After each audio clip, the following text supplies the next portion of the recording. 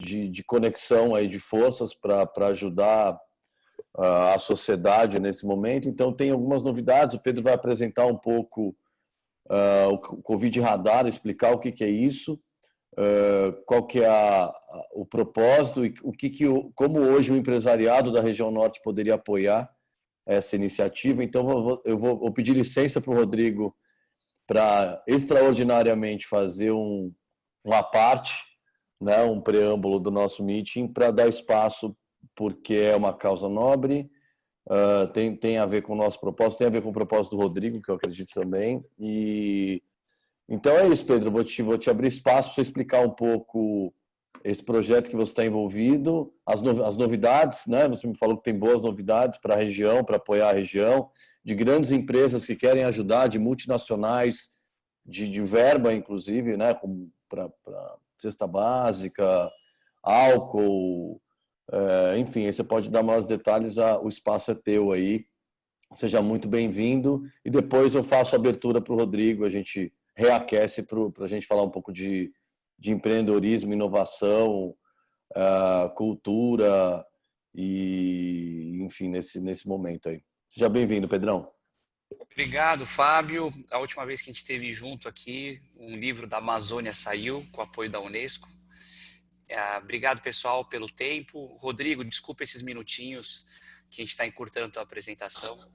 O motivo é super bom. Eu pedi para o Carlo Pereira, que é o representante do Pacto Global da ONU, que é o braço da ONU que representa as empresas, que eu sou super fã, fiz minha tese de doutorado sobre eles. Pedi para ele estar aqui em função da importância do momento, da rede de vocês, que é super forte. Eu vim acompanhando o trabalho do Fábio desde que ele chegou em Manaus. E eu falei para o Carlos que a gente tem 10 minutos, então a gente dividiu 5-5, o que vai ser um milagre a gente cumprir. Então, Carlão, chuta e eu entro e comento as ações que a gente está levando para o norte, o que a gente precisa de ajuda. Então, eu só pedi para o Carlos fazer a apresentação por ele ser a própria ONU, tá? Vamos lá. Tá bom, obrigado, Pedro. Pessoal, boa noite, satisfação estar aqui com vocês. Que pena que nesse momento aí ruim, pesado, né? Mas o que tem de bom, se é que dá para a gente tirar alguma coisa de boa, de bom desse processo, é essa coalizão toda que está sendo formada, né, em torno do tema. Isso está sendo bem, bem bacana, mesmo para a gente aqui da ONU, a gente ficou bem impressionado com o nível de voluntarismo mesmo das pessoas, né? As pessoas e empresas. Então, o que a gente fez foi, na verdade, uma iniciativa vinda do setor privado, né? Então, a Serasa Experian, inclusive, não sei nem se você sabe dessa, viu, Pedro? Saiu hoje o coletivo Covid Radar na Forbes americana, né? E junto com Google, com Apple, né? Porque foi uma iniciativa aqui no Brasil da Experian, que aqui no Brasil é Serasa Experian, né? E que era uma plataforma muito focada em informação, né? E tem sido usado por vários municípios, pelo governo em geral, por, enfim, mídia, etc, etc. Né? Uma plataforma das mais parrudas que a gente tem. E aí, numa dessa também, a gente começou a fazer reuniões com CEOs. Então, toda terça-feira, a gente tem uma reunião com CEOs, às 8 da manhã, e dali a gente tentou, então, extrair algumas demandas para entender como que a gente poderia potencializar toda a doação, e não só a doação, né, mas toda a participação efetiva do setor privado nesse momento. E nisso, então, a gente entendeu que a gente precisava, eles pediram, né, para uma maior coordenação e inteligência com relação às doações. Foi então que a Atos, por meio do Pedro, a Atos veio e montou uma plataforma de matchmaking, né? Então é um marketplace, e com isso também muito, aí o Pedro nos liderando nesse processo, fazendo bilaterais com empresas para tentar como que elas poderiam ajudar, né? E depois ele vai entrar mais nos detalhes de tudo que tem sido feito, muita coisa está sendo feito, né? Sem dúvida nenhuma. Fora isso, também a gente está olhando coisas de saúde, coisas de anticorrupção, enfim, são várias frentes nesse coletivo. Hoje a gente tem aproximadamente aí 60 instituições, então delas a gente tem pelo menos 15 universidades das grandes universidades. A FDC está com a gente, inclusive lidera a frente de conhecimento lá, né? Temos ali as grandes empresas de tecnologia dando suporte a essas ferramentas. Então, como eu falei, Atos, mas tem Microsoft, tem Amazon, enfim, uma série de outras. Enfim, 60 instituições bem pesadas e a ponta de linha, eu diria, de cada uma das áreas, né? Então, para terem ideia, PR da iniciativa, quem faz é a Impress, quem faz campanhas é a UMAP, também o Estúdio Colírio, né? A gente vai fazer uma série de lives agora que a direção vai ser da O2 com o Fernando Meirelles. Enfim, muita coisa ali acontecendo, né? E para eu passar a bola para o Pedro, já para não comer muito o tempo de vocês, e o convite que eu faria para vocês aqui, mais do que o apelo, né? É claro que a gente está indo no formato de sprints, né? Então, tentando dar a maior agilidade possível em tudo que a gente está fazendo, e a gente, por óbvio, tem uma preocupação muito grande com o norte do país, norte e nordeste, né? Uma, que o foco da doença está indo para essas regiões, outra que a gente sabe que também é outra coisa que a gente não precisa nem ver os números, é intuitivo, infelizmente, são regiões bastante carentes de tudo, né? Desprovidas de qualquer estrutura, né? Comparativamente, né? Então, por isso que a gente está chamando as empresas para dar um foco maior nessas regiões. E então é isso, queria dar só esse recado aí, passar para o Pedro para ele contar de palpável tudo o que está acontecendo. Obrigado, gente. Obrigado, Carlos. E só para falar que meus contatos vão ficar aí, eu deixo para vocês circularem e fiquem à vontade de entrar em contato. Obrigado, Carlos. Obrigado, Carlão. Então fica aqui o convite para vocês entrarem no Pacto Global e também no coletivo. E eu listei aqui algumas ações que a gente conseguiu direcionar para a região norte, que são importantes. E, em alguma medida, a gente precisa de uma ajuda regional mesmo, né? A gente está trabalhando nos produtos que são gargalos. Então, o primeiro deles foi a produção de EPIs. A Braskem doou 120 toneladas de TNT. A gente está levando no Rio Grande do Sul para ajudar, né? Então, a gente está levando isso, uma parte desse TNT para a região norte, para ser transformado em EPIs pelo SESI. Então, perdão, pelo Senai. E depois que isso é processado, a gente precisa doar regionalmente. Então, o primeiro gap que aparece nessa equação é a gente tem capacidade de produzir EPIs em grande escala, mas vai faltar distribuição regional. O segundo, depois eu detalho no e-mail, mas para passar rápido, para dar um overview, são doações da Petrobras e da BR.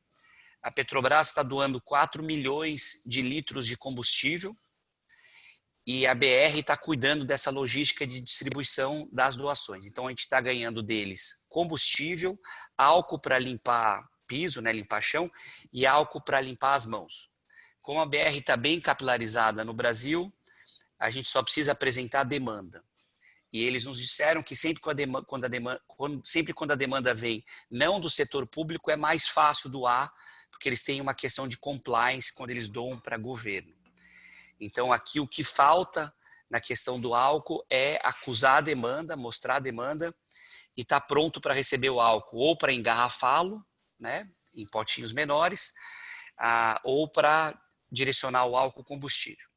A terceira, felizmente, a gente recebeu uma doação enorme da Natura, que embarcou hoje para vocês, para a região norte, está indo para Manaus, Belém, Santarém, Paragominas. A Natura doou. O Grupo Protege, que faz circulação de moeda no Brasil, doou o transporte, e a gente falou com o CEO da Gol, o Paulo, ele doou o transporte aéreo para a região norte. Então, está indo hoje para vocês uma quantidade enorme de produtos. Esse, por enquanto, está no eixo, mas se a gente mostrar que tem uma logística de distribuição forte na região norte, a gente pode estimular doação de produtos de higiene pessoal da Natura também. A quarta frente a gente chamou de contratação de funcionários. Então, o Ministério Público Federal do Trabalho anunciou recurso em grande volume para contratar mais funcionários na região norte, sobretudo na ponta de atendimento de saúde. Então, a gente está tentando mobilizar as associações de classe para convocar mais funcionários e usar o recurso do MPF. Nesse ponto, a gente não precisa de uma ajuda na questão da articulação, mas para vocês terem conhecimento disso, caso alguém esteja próximo a alguma rede hospitalar que tenha muita demanda por mais funcionários, a gente tem recurso do Ministério. Em relação aos ventiladores pulmonares, a UNOPS, que é um braço da ONU, que trabalha muito próximo ao coletivo e ao Pacto Global, comprou 50 ventiladores da Alemanha que chegam agora em maio e a gente vai estar direcionando para a região norte. Só que eles fizeram uma reserva, uma opção de compra de 1.000 respiradores. Então, a gente está tentando arrecadar mais recurso para isso. Cada ventilador pulmonar custa $21 mil. Então, a gente conseguiu comprar 50, mas a gente tem reservado com entrega travada para junho até 1.000. Então, a gente está tentando fazer um call to action aí de recurso. O penúltimo são os testes, que como o Carlos falou, a gente está fazendo uma live com a Anitta e com outras grandes personalidades brasileiras para direcionar para a compra de grande volume de testes e provavelmente, entendo eu, que uma parte desses testes vão ser direcionados para a região norte. E um último ponto aqui, que eu vou precisar muito da ajuda de vocês, a gente recebeu uma doação da empresa Embracon para compra de EPIs e cestas básicas no valor de R$150 mil por mês, até o final da crise, com mínimo até dezembro, em que a gente gostaria muito de multiplicar essa ação, ou seja, encontrar algum parceiro local que a gente consiga comprar cestas básicas, então para cada produto comprado, se for possível, o parceiro ou o conjunto de parceiros aumentar a quantidade de doação de cesta. Então, todas essas ações são alguns exemplos, estão 100% direcionadas para a região norte. A gente está tentando fazer um esforço frente à pandemia e de lives, uma que também está surgindo, a gente ainda não confirmou, são de grandes cantores internacionais para arrecadar volume de recurso estrangeiro, não só nacional. Então, em todas as ações, eu vou depois formalizar para o Fábio, para ele poder circular através da OBS a vocês. E a ideia é trazer, quem puder participar, que vocês participem do coletivo e nos ajudem nesses arranjos produtivos aí na região norte, que a gente está querendo ajudar, mas a gente pouco conhece o terreno, né? Está dado o recado, Pedrão. Então, a gente abriu esse espaço extraordinário, a causa nobre. Me comprometo a organizar essas informações e fazer esse meio de campo entre empresariado e as iniciativas aí do Pacto Global, do Observatório, para que a gente ajude a rodar aí o Covid Radar, ligando os pontos aí. Tá bom, Pedrão? Obrigado, Fábio. Obrigado a Claro, todos. Pedro, se vocês quiserem continuar com a gente, vocês estão convidados. Aí a história do Rodrigo é interessante, vocês fiquem à vontade. Eu vou continuar assim. Eu vou continuar assim, Rodrigo. Rodrigo, boa palestra. Pessoal, obrigado pelo tempo. Fábio, obrigado pelo espaço. Valeu. Bom, gente, é isso. Legal, né? Parabéns. A gente vem tentado ajudar o empresariado a cruzar o rio, né, nesse momento. E de alguma maneira a gente olhar para o social, surgiu essa oportunidade no atacado, de ajudar no atacado, e aí já tem gente me acionando, dizendo que tem como apoiar na logística, nas cestas básicas, então a gente vai dar uma organizada nisso, foi tudo recente, Pedro me ligou ontem, então a gente vai dar uma organizada nisso, depois a gente estrutura esse material para todo mundo, e aí eu queria agora não virar a página, porque a gente está dentro do mesmo contexto, mas mudar o foco. Quando do início da pandemia, a gente vem criando uma curadoria, Rodrigo, de apoio para os nossos clientes, né? Esses clientes são, como eu te falei, empresas de pequeno, médio porte, fundamentalmente de médio porte, familiares, em processo de profissionalização, em processo de começar a governança, numa relação de médio e longo prazo conosco. Além disso, temos empresários executivos que são nossos alunos via Dom Cabral. E aí a gente começou numa agenda muito intensiva, apoiando muito, primeiro na questão do caixa, na sobrevivência, nos comitês de crise. A gente está no momento do que a gente chama de na crise, em turnaround, e ainda nas questões de caixa, mas já começando a olhar para frente. E nessas reuniões agora semanais, eu estou empenhado em começar a oxigenar o nosso empresariado com o que a gente está chamando de jornada para transformação. E aí eu tenho recorrido, na verdade, aos amigos, não tenho feito nenhum contato profissional, não. Tenho trazido os amigos, pessoas que eu admiro, confio e respeito a história, o legado, para, na verdade, passar a experiência, né? Contar um pouco de história. E aí lembrei muito, né, da tua trajetória, mas faz um tempo que a gente não conversa, então estou curioso para que você não só me atualize, mas atualize os meus parceiros, meus amigos aqui, um pouco da tua trajetória como empreendedor, que é muito interessante, e depois a gente dá aquele foco, né? Porque a gente trouxe teu amigo Candreva para falar aqui um pouco, né? Eu tive no Vale do Silício com ele, mas eu sei que tem ainda a crença de que isso é para empresa de tecnologia, para empresa que trabalha com aplicativo, eu sou um varejo tradicional, e você é um cara que tem um SEO de uma empresa de alimentação, que tá dentro de shopping, né? De alguns shoppings, tem franquias, e agora pode compartilhar um pouco o que você pode trazer desse mindset digital, dessa nova maneira de gerir negócios, de liderar pessoas, de empreender para negócios tradicionais. Acho que talvez seja, como a gente conversou, talvez um grande impacto da nossa conversa de hoje, mas acho que você poderia começar contando um pouco da tua trajetória pessoal, até contando um pouco como você chegou até onde chegou agora aí. Seja bem-vindo, Rodrigo.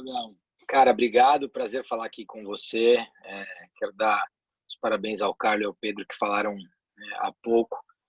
A gente não está com presença na região norte, a gente tem presença na região nordeste, sul, sudeste e centro-oeste, mas não no norte. Então, de qualquer forma, eu vou me colocar à disposição a você, Fábio, para eventualmente, no que a gente puder ajudar. Obviamente, você tem um relacionamento muito melhor do que o meu na região norte, em que pese tenhamos nos conhecidos num evento em Manaus, né? Acho que em 2012, se não me engano, 2011.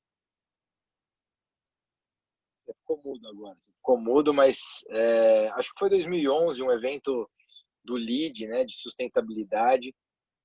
Enfim, foi onde a gente se conheceu, foi bastante interessante, inclusive, ali, o evento, e eu tenho certeza que você pode ajudar bastante com esse teu braço. De qualquer forma, me colocar à disposição e já dar os parabéns aqui ao Carlos e ao Pedro. Em relação a mim, até antes de falar de mim, acho que falar o que a gente conversou e como é que eu acho que a gente pode criar fit aqui com os empresários que estão nos assistindo, entendendo, né, que eu tenho um background em comunicação e educação, e desde 2013, né, quando eu me mudei para o Vale do Silício, que na época até o principal objetivo no momento era fazer um ano quase que sabático / estudo, né? Eu tinha vendido um negócio de educação, que era uma faculdade, no final de 2012, e quando fui para o Vale do Silício para morar, era para estudar em Stanford, um curso de Design Thinking, que é um executivo que eles têm lá,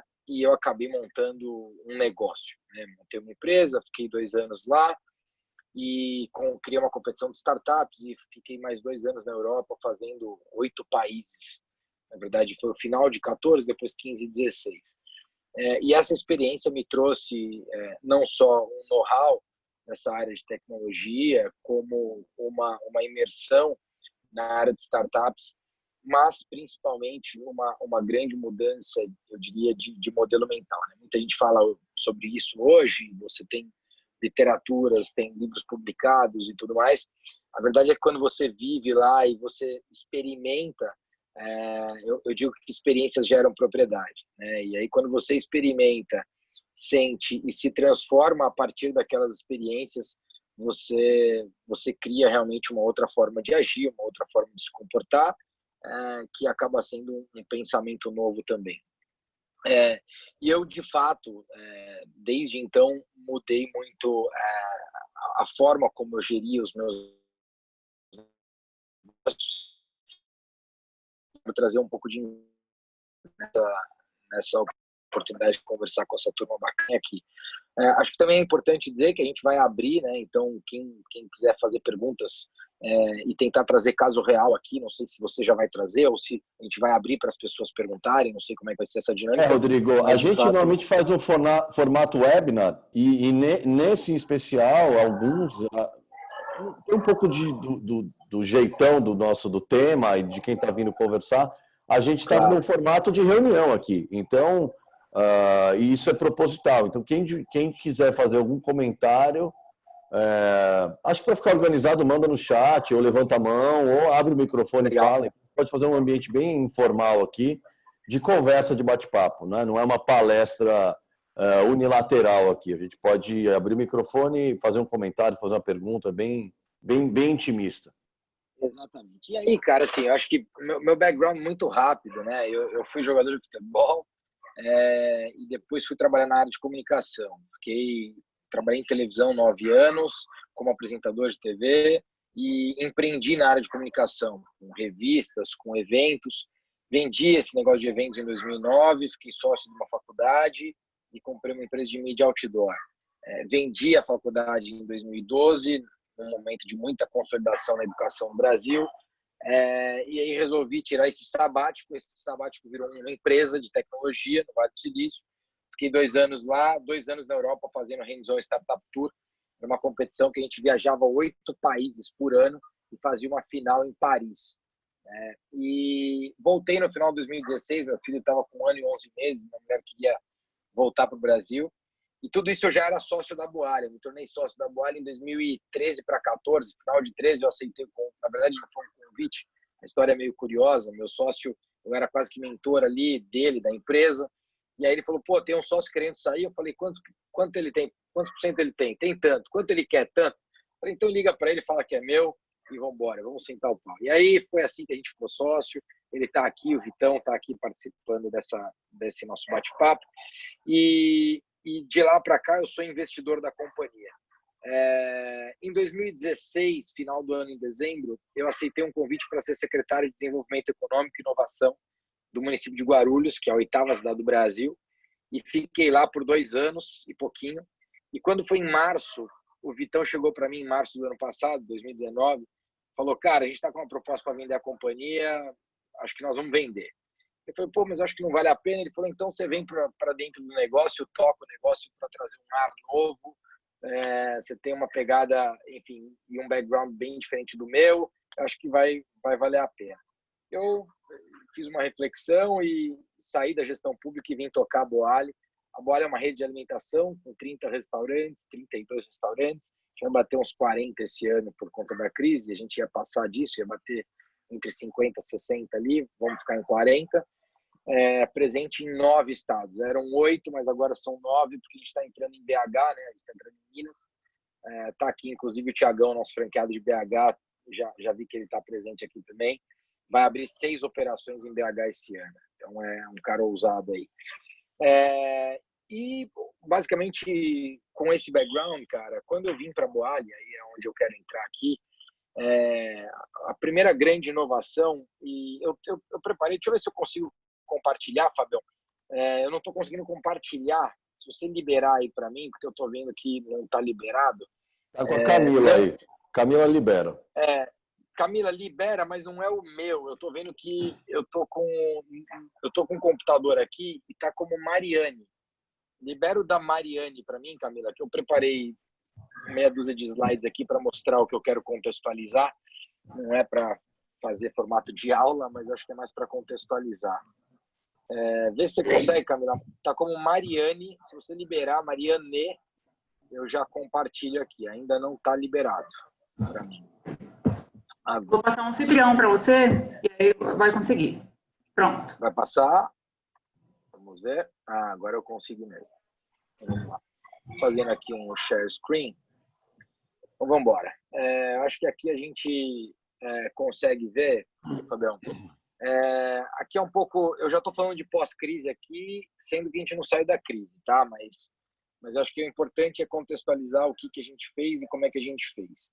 A gente tratou, né, no começo da crise da forma que você colocou, que era entendendo aí a necessidade de que a gente precisava cuidar do caixa, precisava cuidar das pessoas, precisava respeitar esse momento atual. Mas eu quero mostrar um pouco do que a gente lançou em novembro do ano passado.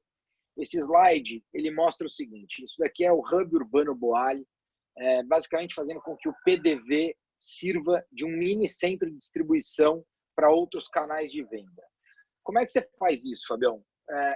Pautado no seu propósito, né? Então, qual que é o propósito da Boali? Universalizar o acesso à alimentação saudável, transformar hábitos e fazer o bem por meio da comida. Isso aqui é o que vai direcionar toda e qualquer ação da companhia, né? E aí, quando a gente cria o Hub Urbano, é entendendo o seguinte, nós temos 30 operações, 82% desse negócio, que era 95% há um ano e pouquinho atrás, está no balcão, ou seja, está na venda do balcão, né?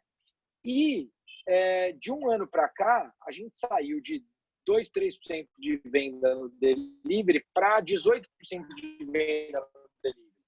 Olhando para daqui 18, 24 meses, a gente entendeu que o balcão ia representar aí 60% do nosso negócio e os outros 40% estariam fora do balcão. A gente criou isso aqui. A gente criou um modelo de micromarket corporativo, então ele funciona dentro de empresas no modelo de honest market, ele funciona, a gente chama, na verdade, de ambiente controlado, tá certo? Onde a gente sabe quem é que está dentro daquele ambiente, então ele funciona num ambiente controlado, não tem custo de ocupação e não tem mão de obra operando, tá, Fabio? Isso é uma coisa que a gente criou, fazendo com que esse negócio fosse abastecido pela loja mais próxima. E aí eu já vou explicar um pouco disso aqui, o que tem a ver com tecnologia. Criamos o Boali Móvel também, essa é uma operação que funciona hoje dentro da sede do iFood em Osasco.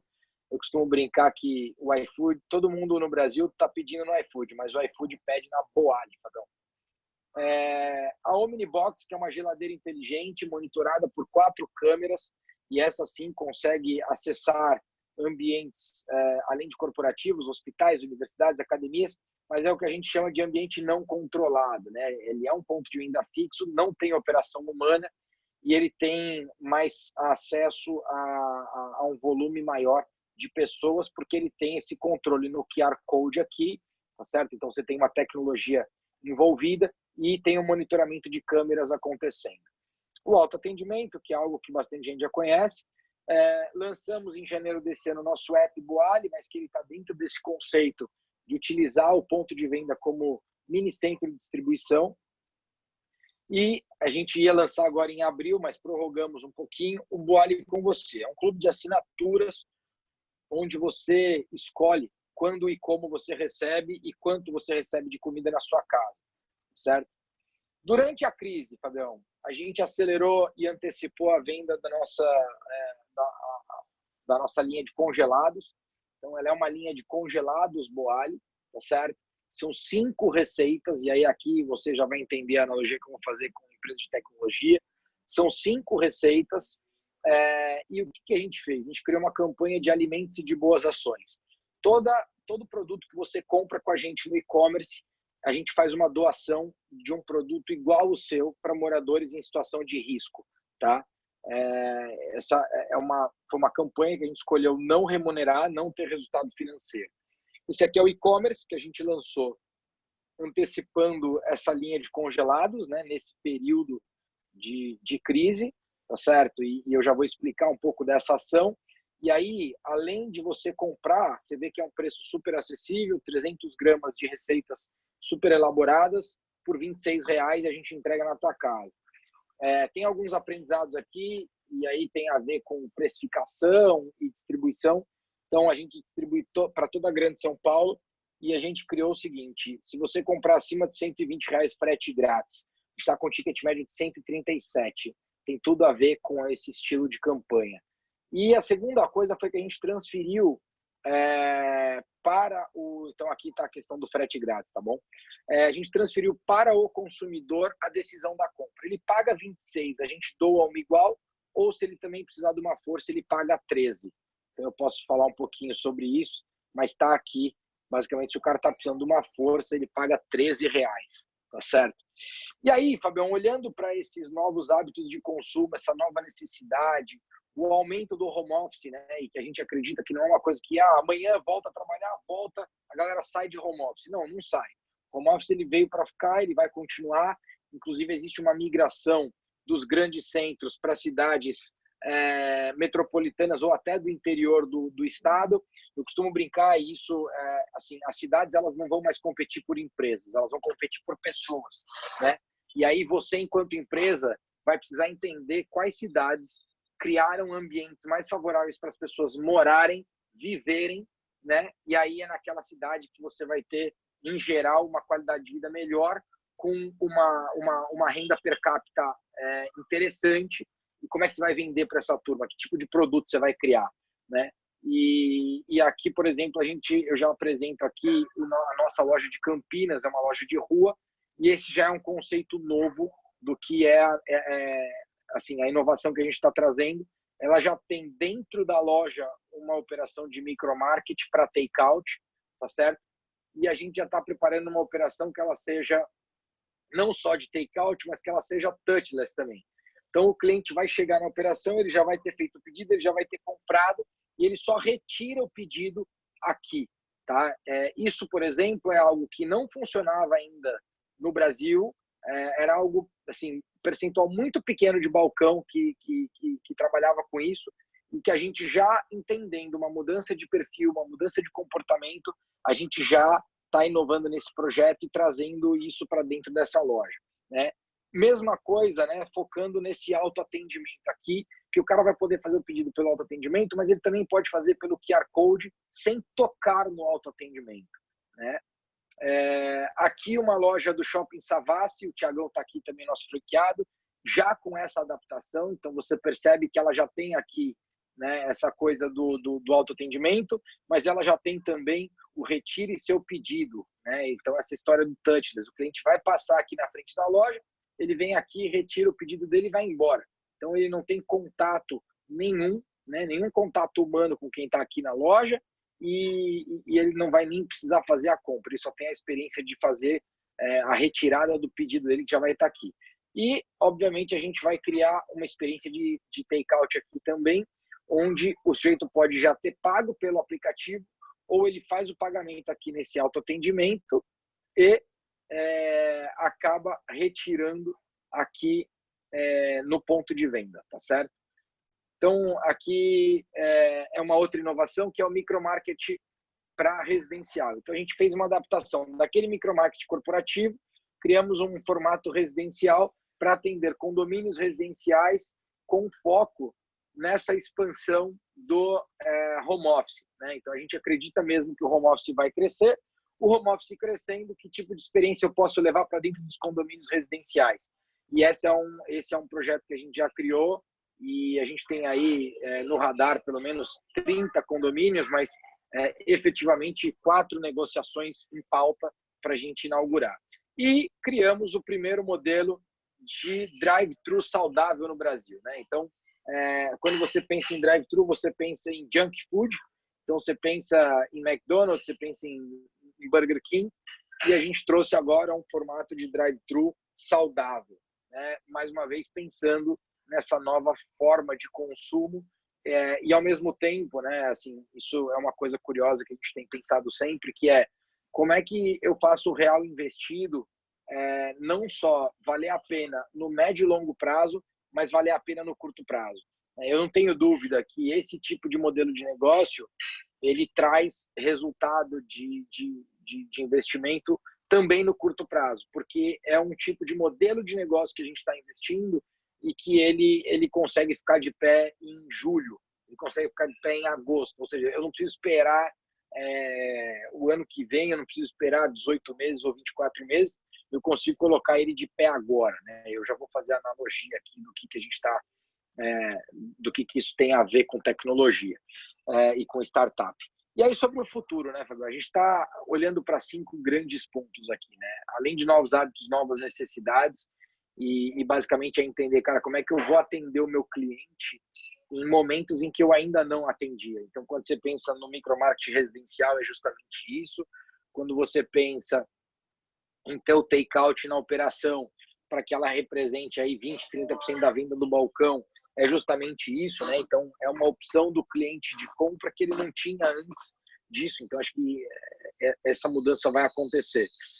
E aí, trabalhando além do medo, o amor, além da dor, o prazer, além da comida, a saúde, além da economia, a vida. Eu não tenho dúvida que, assim, a gente conseguir levar uma experiência onde a gente leve mais amor, mais prazer, mais saúde, mais vida, a gente vai também fazer com que a gente consiga ter uma maior recorrência de quem já é cliente e fazer com que aquele cara que não era cliente, né, e que participava de um outro ambiente de consumo, né, ele passe a entender a gente como uma solução para ele nesse momento, né? E a gente está usando esses valores aqui para o nosso futuro. E aqui uma iniciativa super nova, a gente lançou um hub de inovação, ele vai funcionar também fisicamente, já era um projeto que existia, mas a gente já lançou um programa de aceleração agora focado em food service, food tech e health food, tá certo? E que é o Boali Biosphere, onde a gente vai ter lá um restaurante experimental, vai ter uma cozinha experimental, a gente vai ter um espaço de eventos e workshops e postos de trabalho rotativos, ou seja, você vai ter lá 200 pessoas e que vão acabar frequentando aqui, são 40 pessoas, né? Então, a gente lançou esse programa de aceleração. Se tiver algum empreendedor aqui que tem alguma startup relacionada a food service, food tech ou health food, já pode fazer inscrição. Eu estou deixando aqui esse QR Code, inclusive, então a galera aí que já trabalha com alimentação ou que entende que tem algum fit com esse programa, pode fazer a tua inscrição. Acho que esses eram os slides que eu queria trazer. Eu vou tirar a tela daqui. Nosso site é o boali.com.br, né, para quem tiver mais interesse em olhar. Mas eu acho que o que vai valer agora é esse nosso papo. Está aqui meu e-mail também para quem quiser mandar um e-mail e fazer um contato comigo. Está aqui o meu e-mail, tá bom? Deixa eu voltar agora para a nossa tela aqui. Cadê a nossa tela aqui? Como é que eu... Stop shot, tá aqui. Beleza. Bom, voltei aqui então, Fabião. Muito bom, Rodrigo. Bom, uau, né? Uau, efeito uau. O que é bacana todas as provocações. Às vezes a gente traz pessoas falando de inovação, já trouxemos pessoas falando de Vale do Silício, e o que eu achei interessante são as provocações e os princípios na prática, né? E aí vai a minha provocação e a minha empatia, né, com os nossos clientes, porque você é um cara que teve a ousadia, a coragem, mas teve a oportunidade de ter morado lá, ter bebido da fonte, ter mudado o mindset. Então, para você é um pouco mais visceral e natural ler tendências, estar conectado com tendências, conseguir transformar isso em OKR, ou projeto, ou ação, colocar para rodar numa velocidade que você aprendeu a implantar, tentando fazer, não se desconectar, mas um afastamento, né, do teu negócio, né? Como que a gente poderia fazer aqui algumas reflexões com os nossos presidentes e empresários de quais são as tendências, princípios, qual que é o jeito de liderar negócios que são tradicionais que agora ou estão em xeque ou estão em dificuldade, para que a gente não faça uma mera digitalização, para que a gente não caia em mero modismos ou gambiarras digitais. Qual que você acha que é o caminho, o convite para que alguém lidere uma companhia para esse novo universo aí? Cara, legal. Bom, primeiro agradecer, eu vi que a Elaine está aqui, a Elaine também é do nosso time de expansão. Ela colocou aqui o site e o e-mail, e via a Mel, o Fred eu falei do Thiago e do Vitão, mas está a Mel, o Fred. O Fred, para você ter uma ideia, ficou 3 anos comigo liderando o Hands-on Startup Tour na Europa, morava em Paris, e ele tocava de lá o projeto. E ele veio agora, mora em Florianópolis e trabalha na Boali já há um pouco mais de 9 meses. Eu acho que até isso, né, essa parada do home office agora, que eu acho que destravou para muita gente e quebrou um paradigma de, como é que meu funcionário vai morar em Florianópolis e a sede da companhia está em São Paulo? Como é que faz isso? pô, você faz isso fácil. E hoje eu acho que está ficando mais claro para todo mundo que dá para fazer isso, o que talvez não era tão claro assim. Eu não sei se o Fernando Mafra está aqui, mas ele mora em Brasília, por exemplo, né? Então a gente tem aqui o meu CFO morando em Brasília, e tem o head de produtos digitais morando em Florianópolis, né? E como é que você faz isso? Você faz isso justamente por conta de uma cultura que, em primeiro lugar, assim, você tem um propósito bastante claro e depois você tem cadências de encontros, de reuniões, onde você tem alinhamentos, né? Então, eu vou te dar um exemplo do que a gente tinha muito e eu trouxe isso para cá. Uma vez que você tem um propósito bem definido, então, no nosso caso, é universalizar o acesso à alimentação saudável, certo? Cara, isso daqui é o que vai direcionar toda e qualquer ação. Depois você tem ali quais são os valores da companhia. Uma vez que você cria e estabelece um plano de ação, né? A gente tem um roadmap lá de 2020, sim, a gente tem. A primeira coisa que a gente fez dia 11 de março, quando a crise chegou no Brasil, e agora? Cara, a gente pegou todo aquele roadmap, esquece ele por um tempo, eu só visito ele para entender o que eu trago para agora, mas eu vou fazer um plano de ação.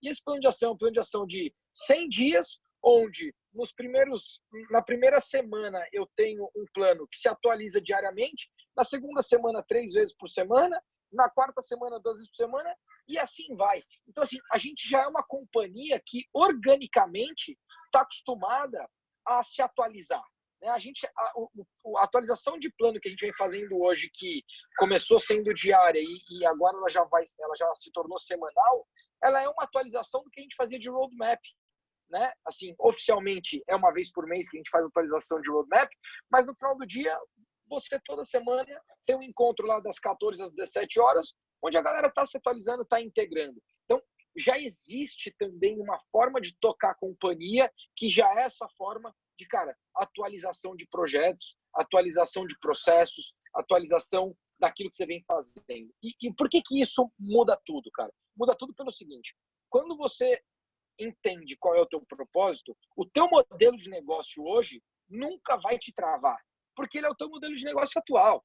E aí você começa a entender o seguinte: eu sei que esse modelo de negócio não é o que vai me pagar a minha conta daqui a 5 anos. Ele vai representar quanto daqui a 5 anos? Ele vai representar 60%? Vai representar 40%? Né? Eu tenho uma convicção que o modelo de negócio atual que a gente tinha há um ano, na verdade, na prática, ele hoje é 80% do business. Tá? Aliás, hoje no Covid, ele é 0% do business. Zero. Hoje no Covid, 100% de quem está faturando no delivery. Há um ano e meio atrás, essa ferramenta não existia, esse canal não existia. Então, hoje, 100% do que a gente vem faturando no Covid é delivery, tá certo? Há um ano e meio atrás, isso não existia. De um ano e meio para cá, em janeiro desse ano, só para ter uma noção aqui, a gente fez 20 mil vendas no delivery. 20 mil pessoas compraram o delivery da Boali, sendo que nós servimos 100 mil pessoas.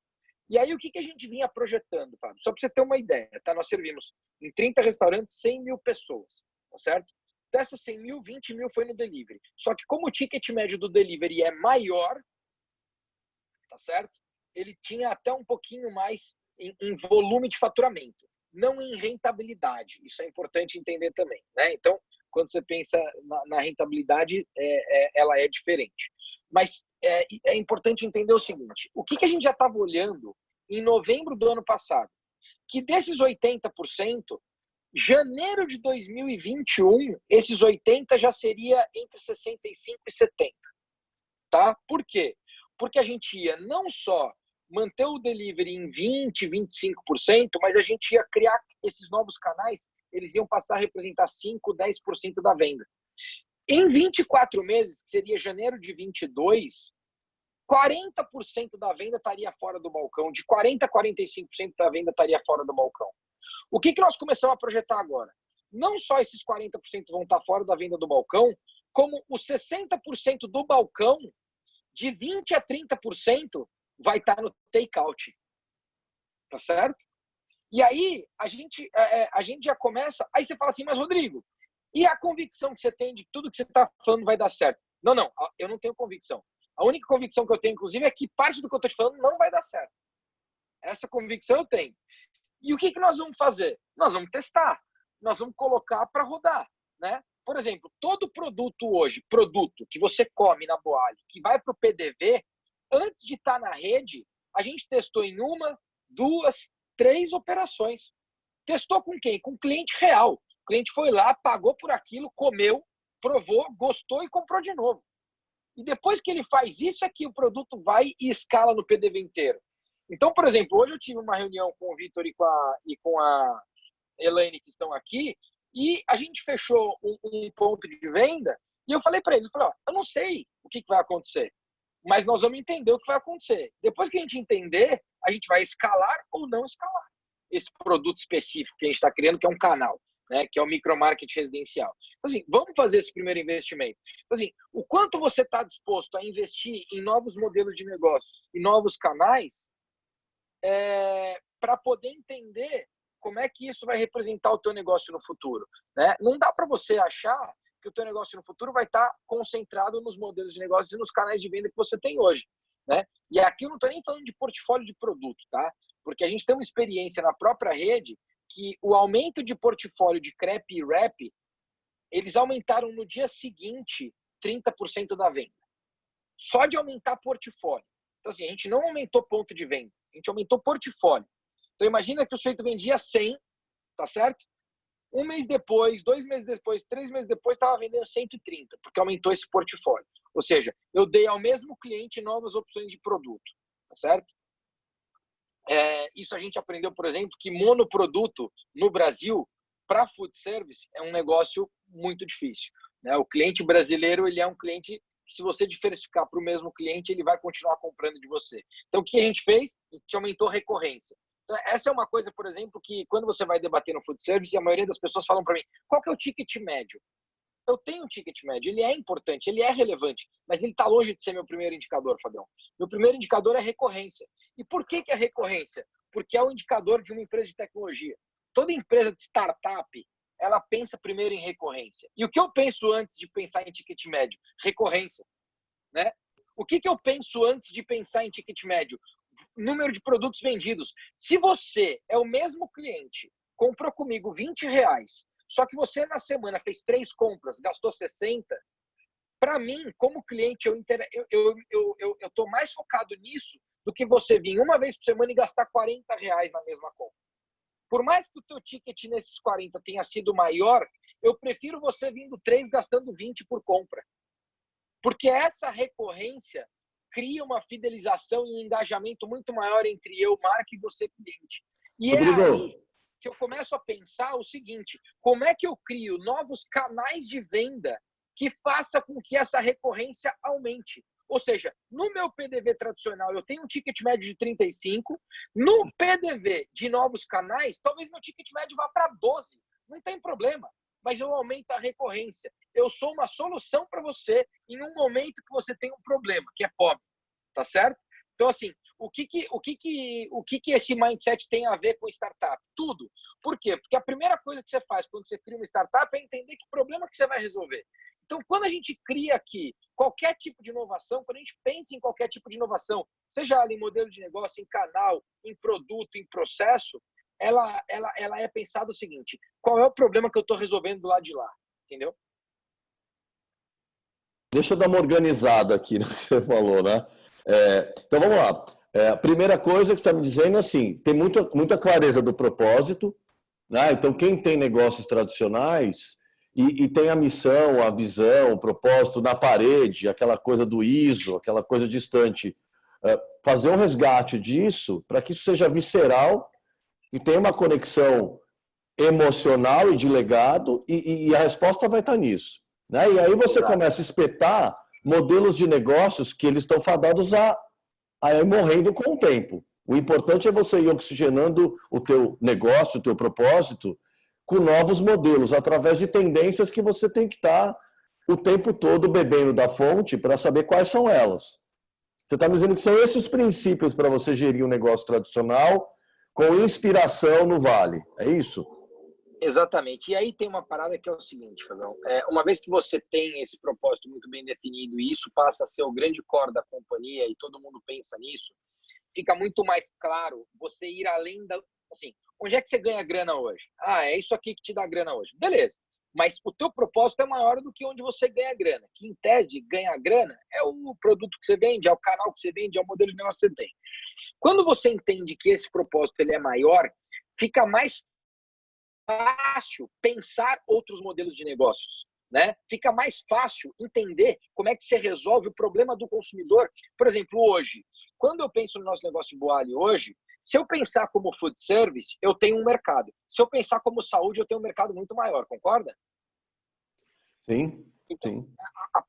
Quando a gente pensa em solução hoje, nós estamos pensando em como saúde, né? Se eu vou verticalizar, se eu vou fazer um investimento para verticalizar minha linha de produção, toda iniciativa que eu for fazer, ela está pautada nisso. E aí tem uma outra coisa que é, na liderança, você precisa estar disposto a correr um risco e que esse risco é o seguinte, ele vai fazer, em algum momento você vai errar, né? E aí não é aquela parada de assim, vamos sair errando porque não tem problema e vamos desperdiçar. Não, mas é assim, ó, dentro o meu core business, ele vai representar 70%, 80%, 90% da minha receita hoje, tá bom. Eu vou buscar esses outros 10, vou. Quanto eu vou investir nesses outros 10? Eu não posso achar que para achar a solução de 10% do meu faturamento hoje, eu vou ter que investir 10% do que eu invisto no normal. Não, ao contrário. Eu tenho que investir talvez 40%, 30%, 40% para achar esses 10 hoje, mas esses 10 de hoje vão virar 30%, 40% amanhã.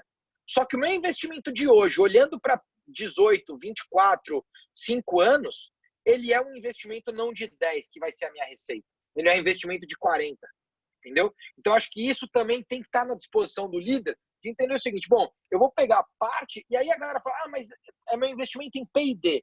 Não é só P&D, né? Porque isso tem que estar na cultura do negócio como um todo, tem que estar no dia a dia.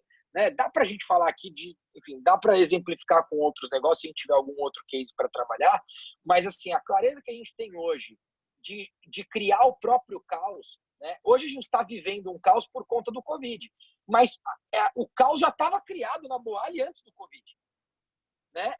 Eu já vinha criando o caos do dia que eu assumi como CEO da empresa, 2, 3 meses depois o caos estava criado, né? Por quê? Porque justamente esse caos é o que vai produzir o desconforto na minha equipe de ter que criar o tempo todo, de ter que pensar. Todo mundo pensa o tempo todo além da entrega, né? Todo mundo pensa além da fonte de renda principal, né?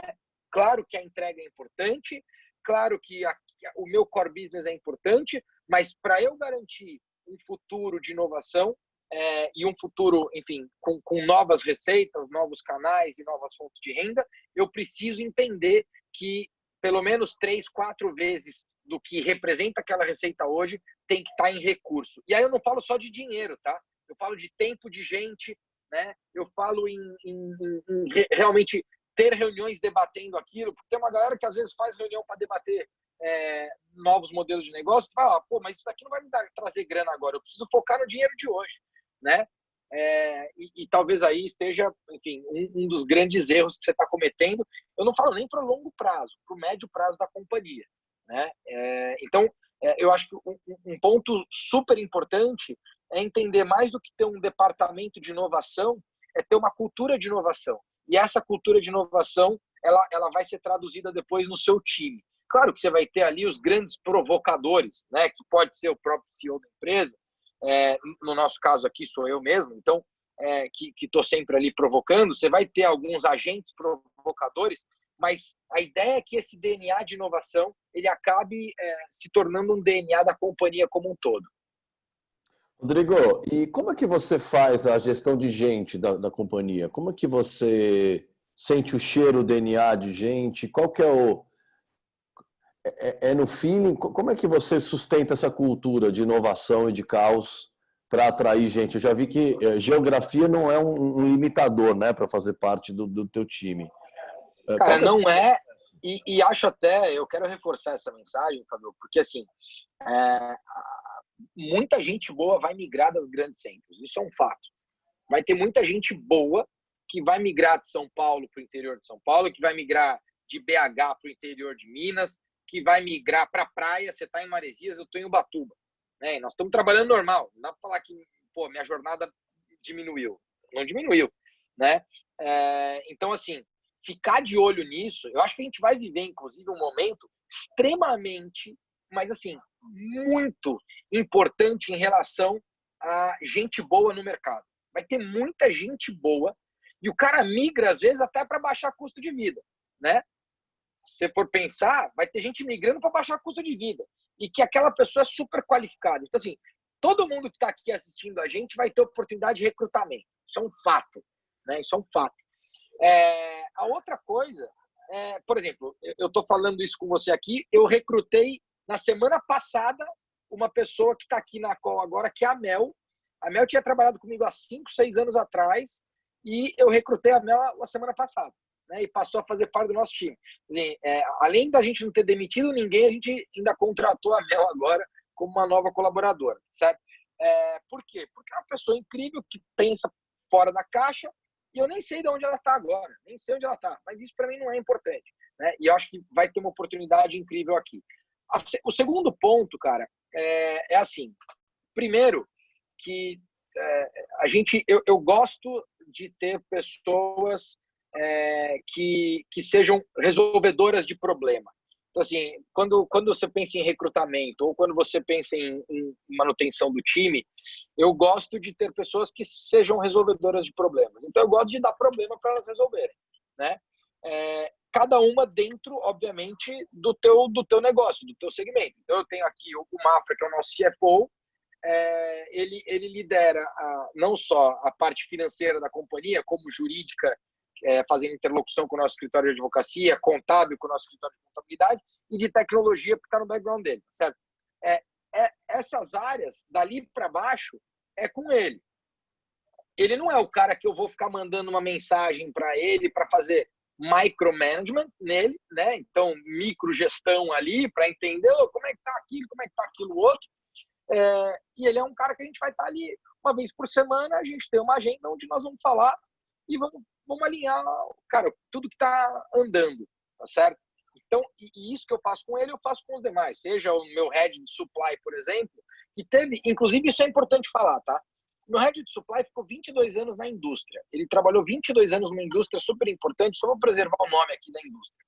Quando ele chegou, 3 meses depois ele pediu para ir embora. Ele falou, cara, desculpa, eu não tô entendendo, não tô aguentando isso aqui.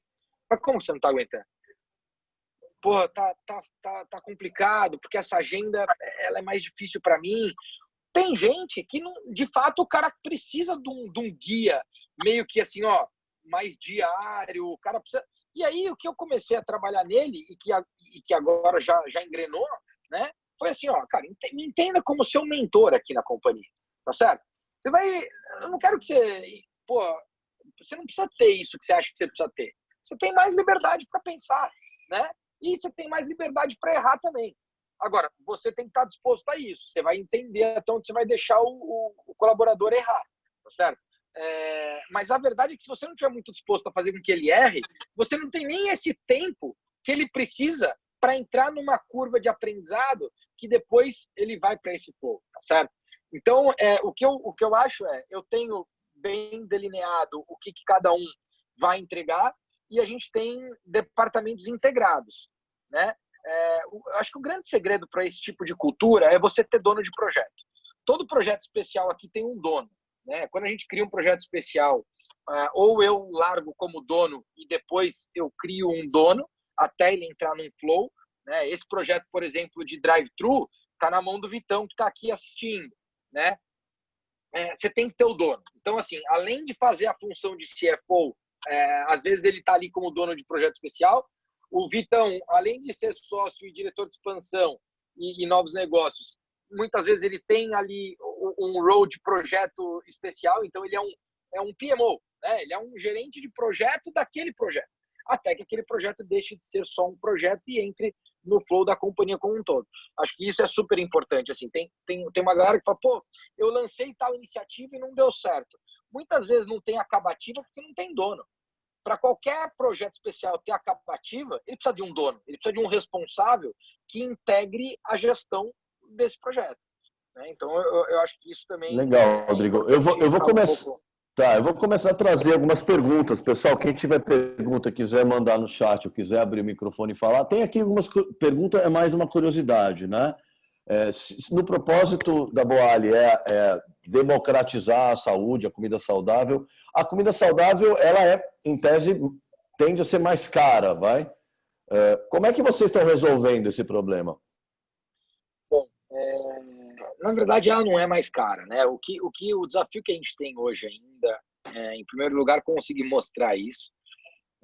Mas o que é mais caro? E aí eu não sei quem fez a pergunta, mas o que de fato é mais caro? O orgânico é mais caro, tá? Mas não quer dizer que o orgânico é mais saudável. Ele pode ser mais saudável, mas ele é mais caro. Ele de fato é mais caro. Por quê? Porque tem menos escala hoje, certo? Agora, quando a gente fala em alimentação saudável, eu não estou falando só de comida orgânica, né? Então, por exemplo, a gente está fazendo um estudo agora para colocar 100% do frango na Boali vai ser frango orgânico. 100% do frango na Boali vai ser frango orgânico. Esse frango orgânico, ele é de fato mais caro. Então, assim, o exercício que a gente está fazendo é que tipo de oportunidade que eu tenho dentro do meu mix para poder fazer com que eu não suba o meu CMV, que é meu custo de produto, mesmo colocando um frango orgânico, que é um produto mais caro do que o frango que eu tenho hoje tradicionalmente na operação. Esse é um debate. Mas quando eu penso em universalizar o acesso à alimentação saudável, ele está no portfólio, né? Ele está no meu cardápio, né? Obviamente, 40% do nosso negócio hoje, na verdade, 33% do nosso negócio é salada, né? Os outros 33% é o wrap, mas que vem acompanhado de salada, né? E aí, enfim, tem verduras, legumes e por aí vai. Mas o nosso segredo em universalizar a gente vende essa comida a R$35. Então, assim, o ticket médio do nosso negócio, nós estamos em 9 estados a R$35 servindo 100 mil pessoas, né? Eu falo que o nosso goal é servir 1 milhão de pessoas por mês, tá certo? E eu pretendo fazer isso. O objetivo era 2023, talvez agora seja não em janeiro de 2023, mas dezembro de 2023, servir 1 milhão de pessoas por mês, né? E é assim que a gente universaliza o acesso à alimentação saudável, né? Quando a gente pensa na agenda de expansão, a gente pensa em distribuição e acesso. Acesso é tendo um ticket que dê para a população pagar, certo? E quando você pensa em R$35, se você pensar em qualquer negócio de fast food aqui e lembrar na frase de alimentação, você está falando de R$30, né? Assim, eu não quero fazer propaganda para ninguém, mas um junk food aí que você pensar, o lanche mais o refrigerante vai custar R$32, né? Então, eu acho que quando a gente pensa em universalizar uma alimentação saudável, é isso, é acesso e distribuição e acesso. Acho que o Pedro queria fazer uma pergunta. Se o Pedro estiver aí, abro para ele ou mandar no chat ou abrir o microfone. Claro. Tá aí, Pedro?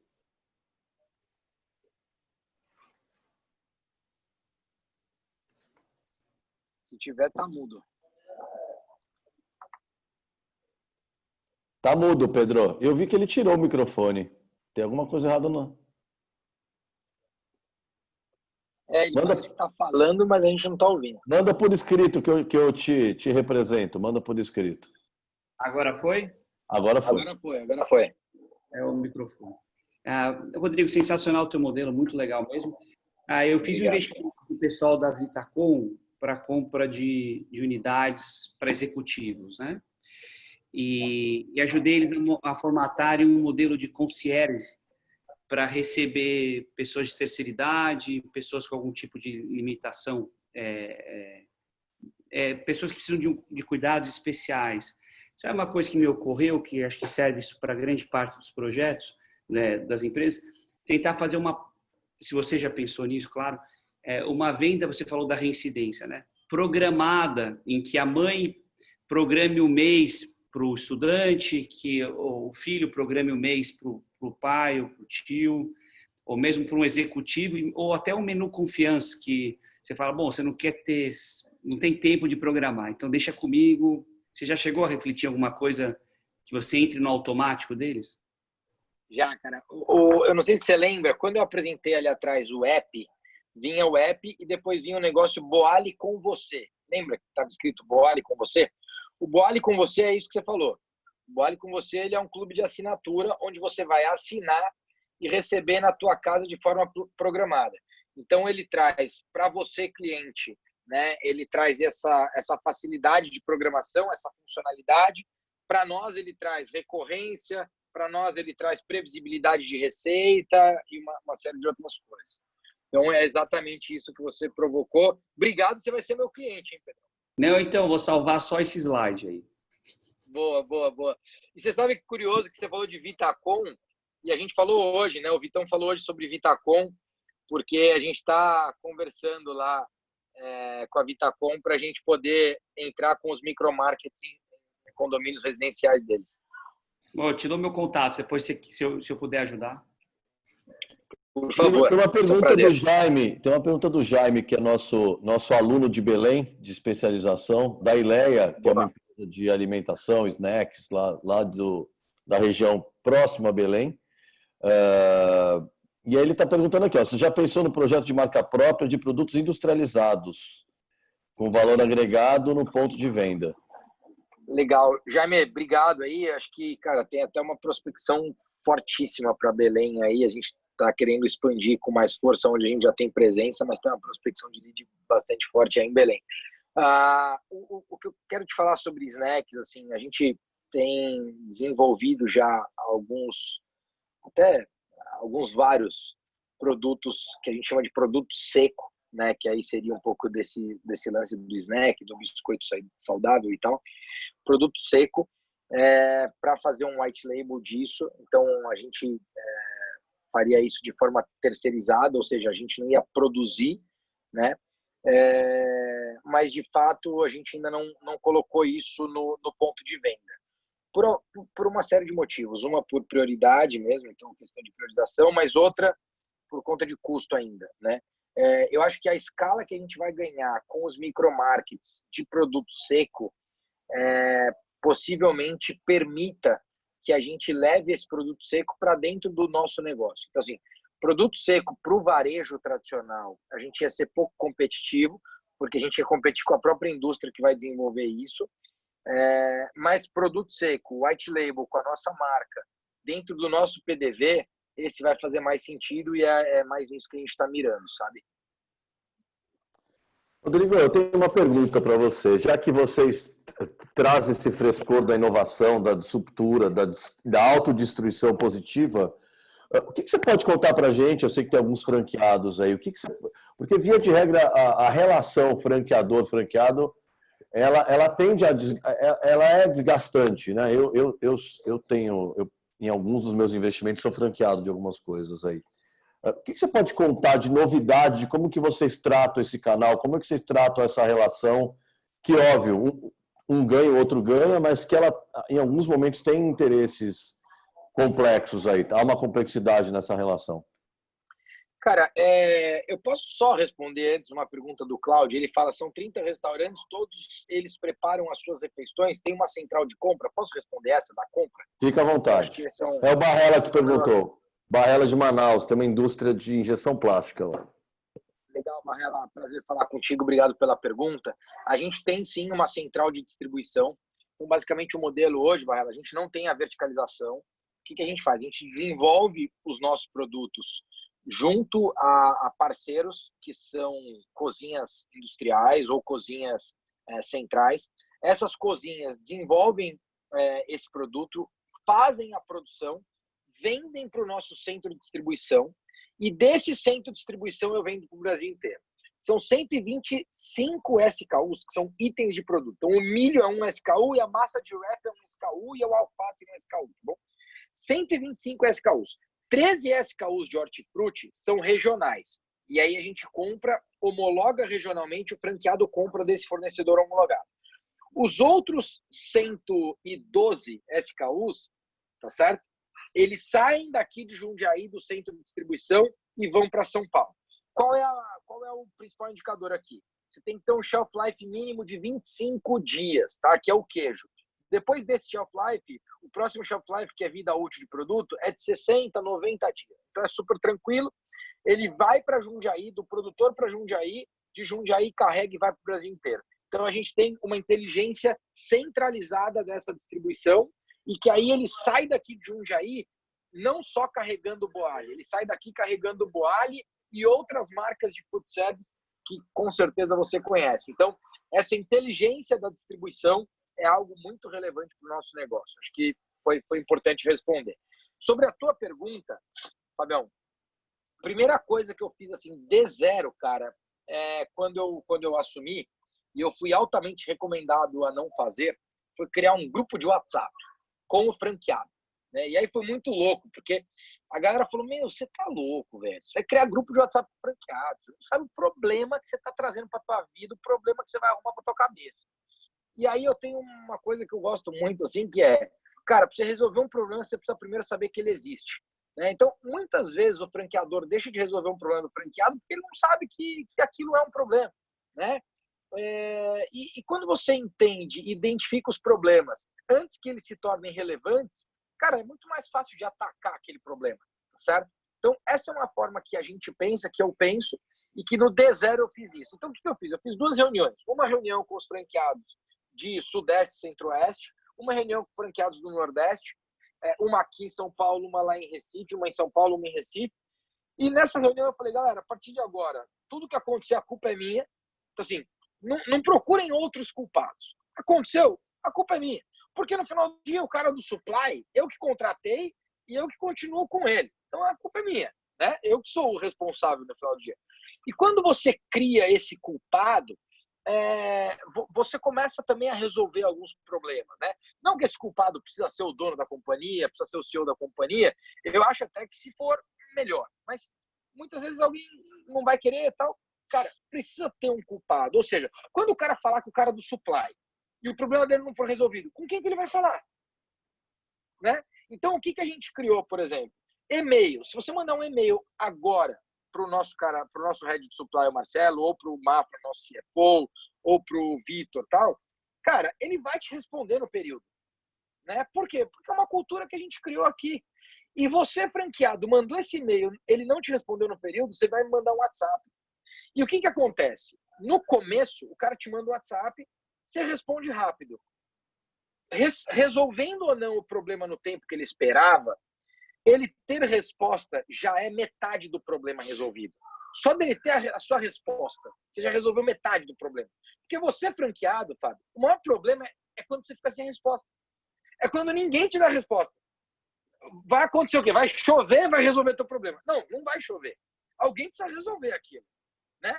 Então, quando você entra em contato com a franqueadora, o que acontece? Você começa a ter resposta. E quando você começa a ter resposta, cara, você diminui muito o conflito que existe. Baixa a guarda, né? Baixa a guarda e estabelece relação de confiança. Claro, né? Claro. Então, assim, tem grupo de WhatsApp. No começo tinha mensagem o tempo todo. Hoje não tem mensagem no grupo. Assim, é super tranquilo, o grupo leve, tranquilo, vai bem. Outra coisa, toda segunda-feira, 7 da noite, eu tenho uma live de franqueados. Eu tô na live, eu apresento a live e trago os outros líderes de departamentos para falar. Então, o tema hoje é operações. Vem a head de operações, apresenta, mas eu tô lá, eu tô falando, né? E isso muda tudo, cara. Porque, assim, tem franqueador que fica 1 ano para fazer uma convenção, para resolver problema na convenção. Pô, você chegar na convenção, não é que tem problema, só tem problema.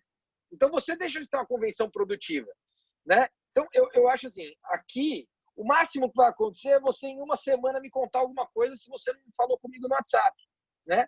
Então, quando você cria essa cadência, e assim, é importante dizer o seguinte, a gente está na 25ª semana do ano de 2020, eu pensei aqui na cabeça, não sei se é 25ª, se é 28ª, mas a gente está na 25ª reunião de franqueados.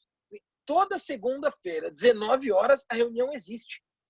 Ou seja, cadência, né, com transparência é a melhor forma de você diminuir, né, esse caminho entre franqueador e franqueado e evitar conflitos. E que é o caminho que a gente adotou e, cara, tem sido super positivo. Pô, Rodrigo, não existe nenhum conflito? Pode existir conflito, claro que existe. Né? Agora, pode ter certeza que não existe conflito por falta de resposta, né? Mas tem franqueado que fica inadimplente? Tem. Essa é uma questão. Por exemplo, quando eu cheguei na rede, a gente tinha um índice de inadimplência que estava bastante alto. Em janeiro desse ano, tirando uma operação, que é uma operação que está em repasse, a gente está com 100% de adimplência, né? Dificilmente você vai olhar para uma franqueadora que ela vai te falar que ela está com 100% de adimplência, né? E a gente realmente tem isso. Eu não tenho dúvida que a melhor forma de medir se o franqueado está feliz ou não é a adimplência. Seu índice de inadimplência está baixo? Tá. É porque você está indo bem como franqueador. Se tiver alto, algum problema você tem. Rodrigo, Mais perguntas aqui. A gente já está caminhando para o final, passou voando, e aí eu vou pedir desculpas para as outras. Depois eu encaminho para você, e eu sei que você vai responder, eu encaminho para quem fez a pergunta, né? Tá bom. A gente tem entendido de que cada vez mais o verbo clientar, né, entrar na jornada do cliente vai ser fundamental, né? Essa coisa de entender, não é só, é mais do que empatia, é de um processo quase que científico e empático reverso da jornada do cliente. Quais são as práticas, os rituais e experiências que você pode compartilhar com a gente com relação à tua companhia? Como é que vocês fazem esse processo de mapear a jornada, de calçar o sapato dos clientes? Cara, é muito louco, né? Porque às vezes a gente pode falar disso de uma forma super complexa e perdão da palavra, mas cagar um monte de regra aqui.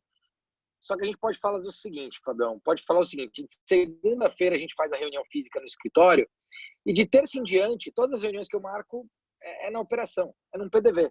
Então, um dia eu estou num PDV corporativo, um dia eu estou num shopping, um dia eu estou na rua, e toda reunião que eu estou fazendo eu estou no PDV. Por quê? Porque eu estou olhando para o cliente, estou conversando com o cliente, eu estou vendo o comportamento dele, né? Eu estou vendo o tempo de atendimento do time de operações, né? Então, e quando você cria essa cultura, né, para a companhia, né, quando o time de operações entende que fazer uma reunião no escritório ou fazer uma reunião às 3 da tarde na operação, tendo almoçado numa operação e percebido o comportamento do cliente, é a melhor forma de você entender a jornada, né?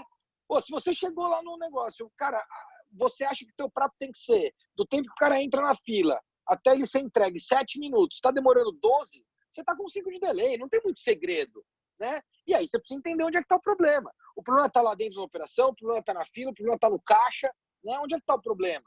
Tá certo? E aí você vai identificar a operação que o problema está no caixa, você vai identificar a operação que o problema está no manuseio de produto e por aí vai, né?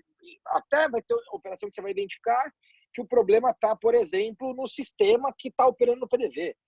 Mas isso eu acho que é a melhor forma, tá? E essa é a primeira forma, não é a única, mas ela é a melhor. Ou seja, você sentir o cliente onde ele faz o consumo é a melhor forma de você entender o que está acontecendo com ele. Depois disso, a gente tem uma série de desafios. A gente tem hoje 32 mil clientes no Clube Fidelidade, né? Mas uma das coisas que é um desafio para a gente, por exemplo, é medir recorrência. Por quê?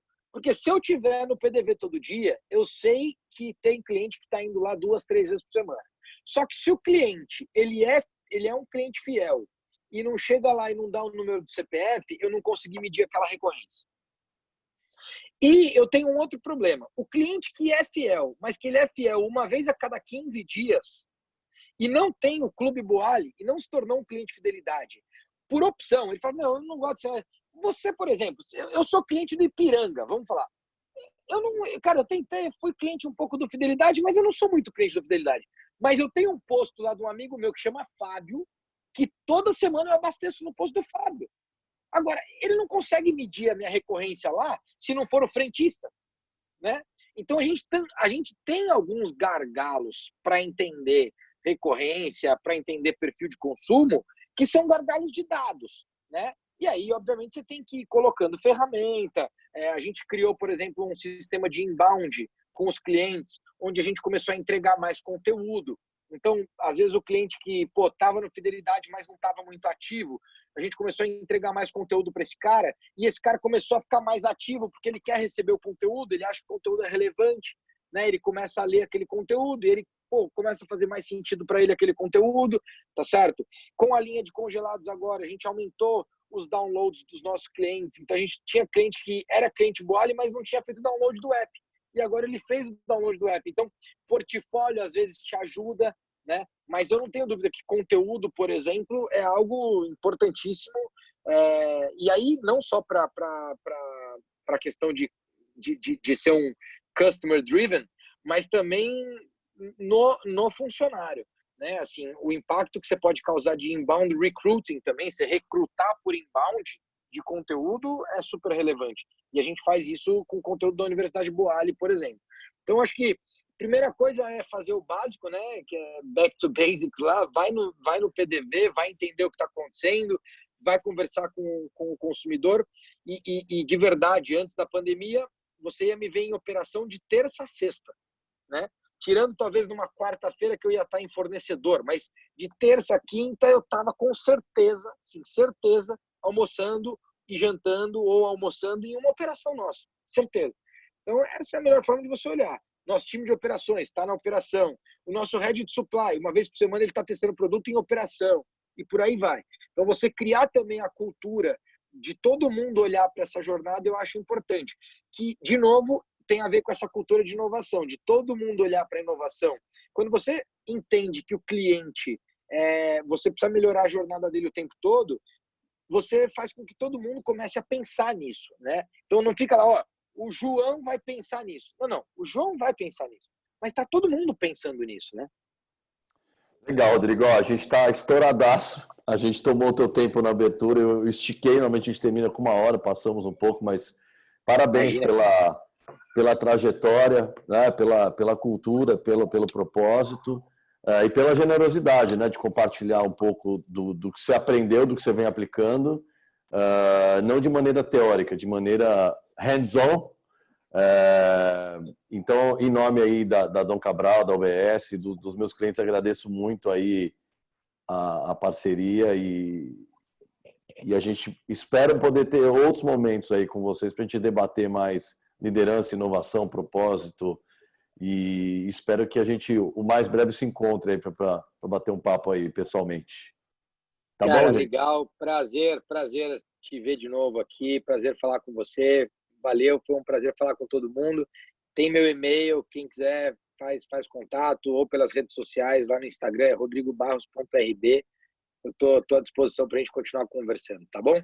Então tá bom, gente. Obrigado, Bom, então esperem quinta-feira da semana que vem, nesse mesmo horário aí. A gente ainda não sei quem eu vou trazer, mas vai ser sempre alguém relevante para vocês aí. Um abração, gente. Tchau, tchau. Boa noite. Abraço. Um abraço, Valeu. Rodrigo. Um abraço, cara. Valeu, cara.